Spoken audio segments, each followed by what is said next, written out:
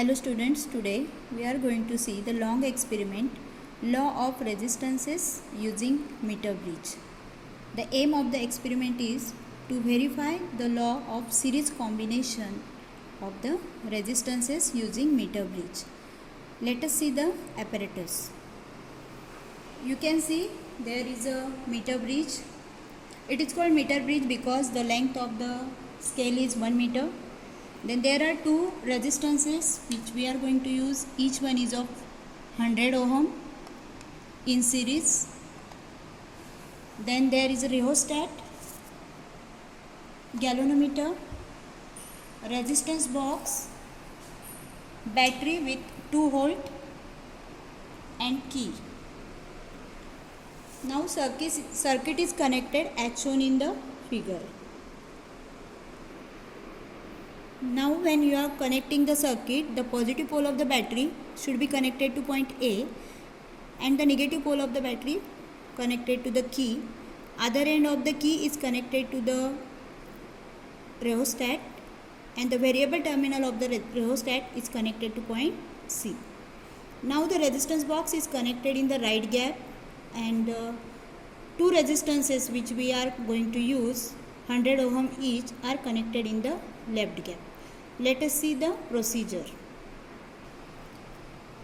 Now you can see the figure. This is the left gap. So in the left gap you are having the two resistances 100 ohm each in series combination, and this is the right gap. The resistance box is connected as shown in the diagram. Now you can see that the positive pole of the battery is connected to the A terminal which is shown in the figure, and the variable terminal, this is the variable terminal of the rheostat which is connected to the C terminal as shown in the figure. Now in order to take the reading, this is the jockey which is connected to the negative terminal of the galvanometer. First you have to take the 200 ohm resistance in the resistance box. You can see here 200 ohm resistance is taken in the resistance box. Now we can see the length in the left gap and right gap. Now this is the jockey. You have to tap on the wire. First you will see that the galvanometer is not showing, galvanometer is showing deflection. Now we have to search for the point where galvanometer will show the null deflection. So you will find that exactly at 50 you will get the null deflection.